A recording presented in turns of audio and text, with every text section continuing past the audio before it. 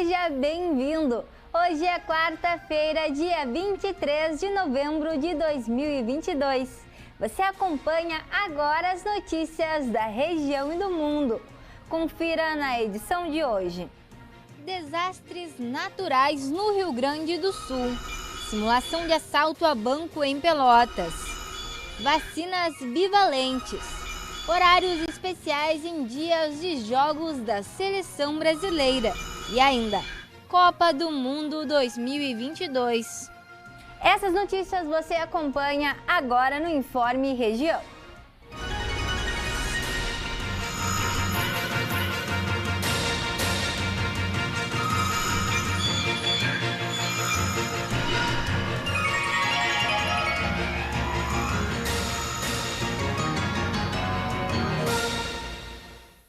Inicia o jornal de hoje trazendo as vagas de emprego do município do Rio Grande. O Cine está ofertando 23 vagas, divididas em 8 áreas de atuação. As oportunidades são para todos os níveis de escolaridade e experiências. Veja agora as vagas disponíveis.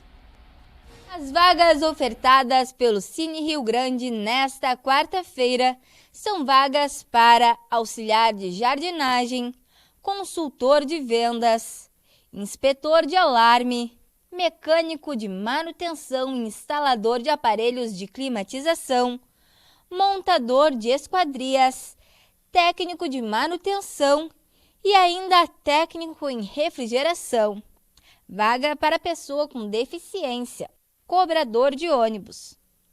O Cine Rio Grande adverte que o número de encaminhamentos estão ao lado das vagas. Este número pode ser alterado, pois nele estão incluídas as pessoas que se candidatam pela internet.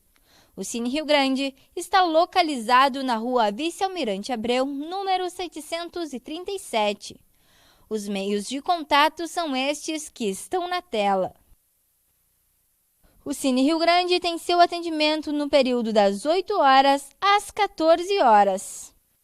Um estudo produzido pelo governo no Rio Grande do Sul mostra que ao longo de 4 anos, 482 dos 497 municípios do estado já foram afetados por um desastre natural, afetando mais de 4 milhões de pessoas e contabilizando um prejuízo que ultrapassa 22 bilhões de reais. A pesquisa Desastres Naturais no Rio Grande do Sul, estudo sobre as ocorrências no período de 2003 a 2021, mostra que ao longo dos 17 anos, o estado registrou 4.230 ocorrências de desastres naturais. De acordo com a publicação, só nos últimos 4 anos, entre 2017 a 2021, 4,44 milhões de pessoas foram afetadas e 482 dos 497 municípios foram atingidos por eventos naturais. A pesquisadora da Secretaria de Planejamento, Governança e Gestão, responsável pela produção do estudo, Luciana Mieres, falou mais sobre o desenvolvimento da pesquisa.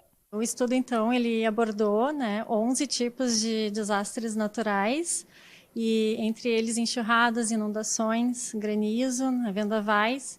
E a importância desse estudo é poder identificar como que estes eventos se manifestam territorialmente no estado, como um suporte à defesa civil para que as políticas públicas voltadas então à mitigação e também à prevenção desses desastres possam ser mais efetivas e tentar auxiliar ainda mais a população do estado. O coordenador estadual da Defesa Civil, Júlio César Rocha Lopes, também ressaltou a importância deste estudo. Através da apresentação desse estudo hoje, com os dados qualificados que a SPGG nos traz, a Defesa Civil Estadual vai primeiro repassar esses dados às prefeituras, para que eles também tenham conhecimento desse estudo, para que cada Defesa Civil Municipal trate o seu município de acordo com aquela apresentação que foi colocado. É um dado extremamente qualificado que vai trazer uma resposta aos municípios cada vez mais eficaz e eficiente para que a gente possa dentro de cada município, atuar de maneira pontual. A Defesa Civil Estadual, ela trabalha de forma sistêmica, com todos os órgãos, secretarias, entidades civis, públicas e privadas, para que, principalmente, quando a ocasião de um evento adverso, levar a ajuda humanitária o mais rápido possível, e esse dado nos traz essa informação. Falando agora sobre segurança pública. A Brigada Militar colocou em prática o plano tático de reação a ataques a agências bancárias e realizou nesta semana uma simulação de assalto a banco no município de Pelotas, visando o reforço da segurança pública e o treinamento dos policiais. Confira.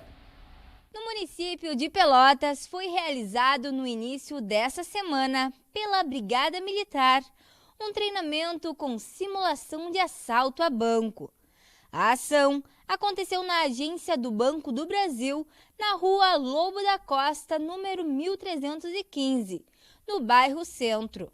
Durante as atividades, foram utilizadas munições de festim e rojões para simular as explosões.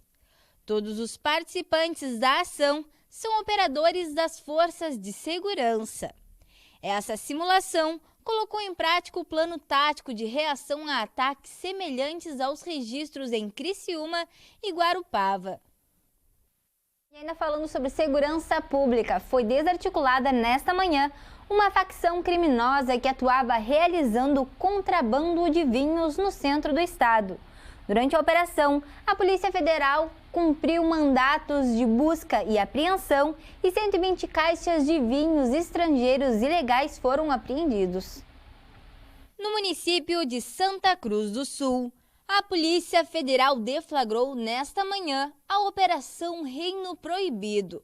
A ação teve início em abril e visa controlar o crime de descaminhos de bebidas alcoólicas em território nacional, como os vinhos trazidos da Argentina.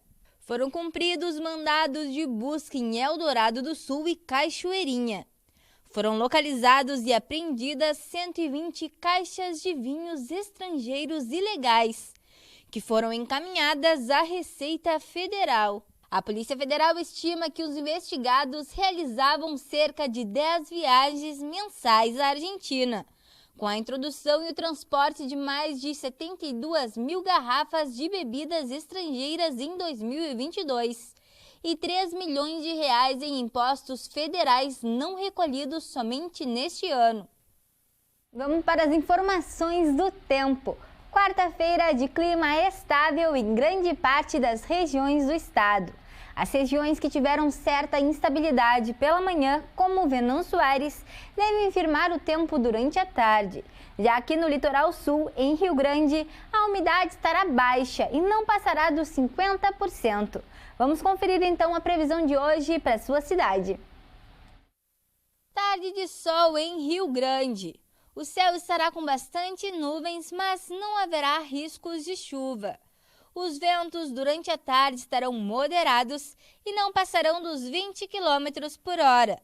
Já a umidade estará bem baixa, ficando na casa dos 50%. A temperatura será de 24 graus a máxima e 19 graus a mínima. Em São José do Norte, a tarde será de sol e algumas nuvens. O risco de chuva para hoje é 0. E os ventos chegarão em média aos 20 km por hora. A umidade durante a tarde ficará na casa dos 50%. Já a temperatura máxima terá 23 graus e a mínima 18 graus. Dom Pedrito também terá uma tarde de clima estável, apesar das várias nuvens. Não há chances de chuva durante a tarde e a noite. E os ventos estarão bem fracos, chegando ao máximo nos 15 km por hora. A umidade estará bem baixa, não passando da casa dos 20%. A temperatura chega aos 25 graus a máxima e terá 22 graus como a mínima. Camaquã à tarde, que também terá o céu com predominância das nuvens, terá o tempo firme e sem chances de chuva. Os ventos estarão fracos, chegando ao máximo nos 16 km por hora. E a umidade estará baixa e não sairá da casa dos 30%. A temperatura terá máxima de 27 graus e a mínima de 20 graus. Venâncio Aires, que durante a manhã tinha possibilidade de chuva, durante a tarde não corre esse risco, pois não haverá chances de chuva durante a tarde. A nebulosidade deverá diminuir ao longo do dia e os ventos estarão bem fracos, não passando dos 10 km por hora. A umidade diminuirá bastante e ficará na casa dos 50%. Já a temperatura máxima ficará em 24 graus e a mínima entre 18 graus. A Anvisa analisou 2 pedidos de autorização temporária de uso emergencial para novas versões bivalentes da vacina contra a Covid-19 da Pfizer, indicada como dose de reforço para quem tem mais de 12 anos.